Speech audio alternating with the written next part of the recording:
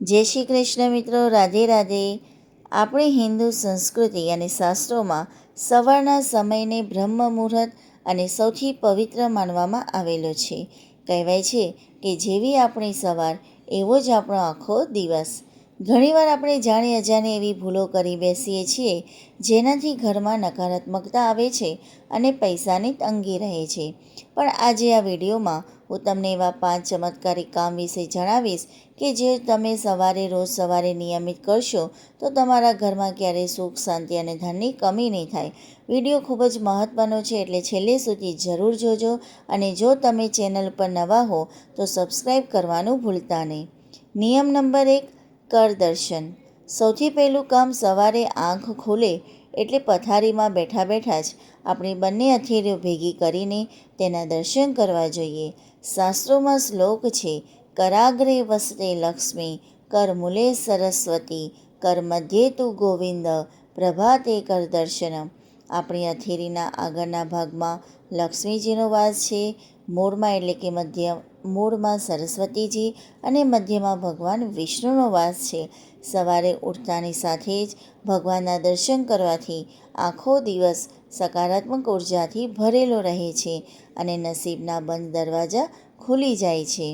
નિયમ નંબર 2, ધરતી માતાને પ્રણામ. બીજું કામ છે ધરતી માતાની ક્ષમા માંગવી. આપણે આખો દિવસ ધરતી માતા પર પગ મૂકીને ચાલીએ છીએ, તેથી સવારે પથારીમાંથી નીચે પગ મૂકતા પહેલાં જમીનને જમણા હાથે સ્પર્શ કરી માથે લગાવીને પ્રણામ કરવા જોઈએ. શાસ્ત્રો મુજબ આનાથી આપણા બધા દોષ દૂર થાય છે અને દિવસ દરમિયાન આવનારી મુશ્કેલીઓથી રક્ષણ મળે છે. નિયમ નંબર 3, સૂર્યનારાયણને જળ ચડાવવું. ત્રીજું સૌથી પ્રભાવશાળી કામ છે સૂર્યદેવને જળ ચડાવવું. સ્નાન કર્યા પછી તાંબાના લોટામાં શુદ્ધ જળ લઈ તેમાં થોડું કંકુ અથવા લાલ ફૂલ અને અક્ષત એટલે કે ચોખા નાખીને સૂર્યનારાયણને અર્ધ્ય આપવું એટલે કે જળ ચડાવવું. જળ ચડાવતી વખતે હોમ સૂર્યાય નમઃ મંત્રનો જાપ કરો. આ ઉપાયથી સમાજમાં તમારું માન સન્માન વધશે, નોકરી ધંધામાં પ્રગતિ થશે અને તમારો આત્મવિશ્વાસ અદ્ભુત રીતે વધી જશે. નિયમ નંબર 4, ઘરના મુખ્ય દ્વાર ઉપર દીવો કે જળ છાંટવું.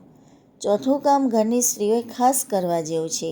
સવારે વહેલા ઉઠીને ઘરના મુખ્ય દરવાજા પાસે સાફ સફાઈ કરીને તાંબાના લોટામાંથી થોડું પવિત્ર જળ છાંટવું જોઈએ.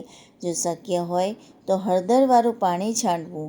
વાસ્તુશાસ્ત્ર મુજબ સવારે લક્ષ્મીજી પૃથ્વી ભ્રમણ ઉપર નીકળે છે અને જેનું મુખ્ય દ્વાર સાફ અને પવિત્ર હોય તેના ઘરમાં લક્ષ્મીજી કાયમી વાસ કરે છે. નિયમ નંબર 5, ગાય માતા અને પક્ષીઓ માટે વ્યવસ્થા.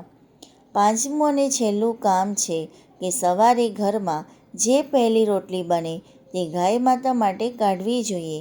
આપણી સંસ્કૃતિમાં ગાયમાં 33 કરોડ દેવી દેવતાઓનો વાસ માનવામાં આવે છે.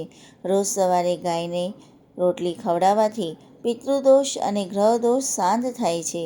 સાથે જ ઘરની આગાસી પર કે બહાર પક્ષીઓ માટે ચણ અને પાણીની વ્યવસ્થા જરૂર કરો. આનાથી તમારા ઘરના અકાર કષ્ટો દૂર થઈ જશે. અહીંયા સરસ મજાના 5 નિયમો સમજાવ્યા છે. હવે આપણે એક આધ્યાત્મિક વાર્તા અને કે પ્રસંગ જોઈએ.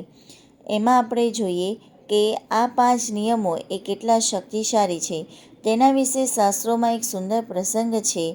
એકવાર એક ગરીબ બ્રાહ્મણ ખૂબ મહેનત કરતો પણ તેના ઘરમાં દારિદ્ર્યતા દૂર નહોતી થતી. ત્યારે એક સંતે તેને માત્ર આ સવારના નિયમો પાળવાનું કહ્યું. બ્રાહ્મણે પૂરી શ્રદ્ધાથી રોજ સવારે ઉઠીને કરદર્શન, સૂર્યપૂજા અને ગાયની સેવા શરૂ કરી. માત્ર થોડા જ મહિનાઓમાં તેના ઘરમાં એવો ચમત્કાર થયો કે તેની ગરીબી હંમેશા માટે ગાયબ થઈ ગઈ અને તેનું ઘર ધન ધાન્યથી ભરાઈ ગયું. આ વાર્તા આપણને શીખવે છે કે ભગવાને આપેલી સવારને આળસમાં નહીં પણ ભક્તિ અને સકારાત્મકતામાં વિતાવવી જોઈએ. મિત્રો, કોઈ પણ વસ્તુ હોય સક્સેસ થવા માટે મહેનત તો જરૂરી છે, પણ મહેનત કરીએ ત્યારે આપણને જે વારે વારે કંઈકનું કંઈક આપણે વિઘ્ન આવી જાય, કંઈક પ્રોબ્લેમ આવી જાય, એનાથી બચવા માટે આવા આધ્યાત્મિક ઉપાયો કરવા જોઈએ, જેથી આપણને હિંમત મળે છે, શક્તિ મળે છે અને આપણને માર્ગદર્શન મળે છે. એવું નથી કે ચલો આ ઉપાય કરીશું તો આપણે પૈસાવાળા થઈ જઈએ, પ્રોબ્લેમ્સ દૂર થઈ જાય છે, એવું નથી.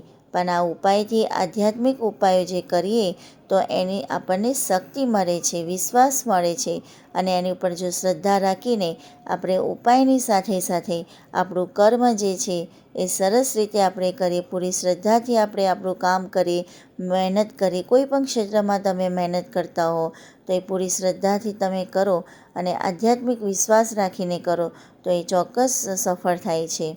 અહીંયા મિત્રો આપણે જોઈએ કે કાલથી જ તમે પણ તમારી સવારની શરૂઆત આ 5 કાર્યોથી કરો અને થોડા જ દિવસોમાં તમારા જીવનમાં આવતા બદલાવનો અનુભવ કરો. તમને આ માહિતી કેવી લાગી તે કમેન્ટ બોક્સમાં જય શ્રી કૃષ્ણ લખીને જરૂર જણાવજો.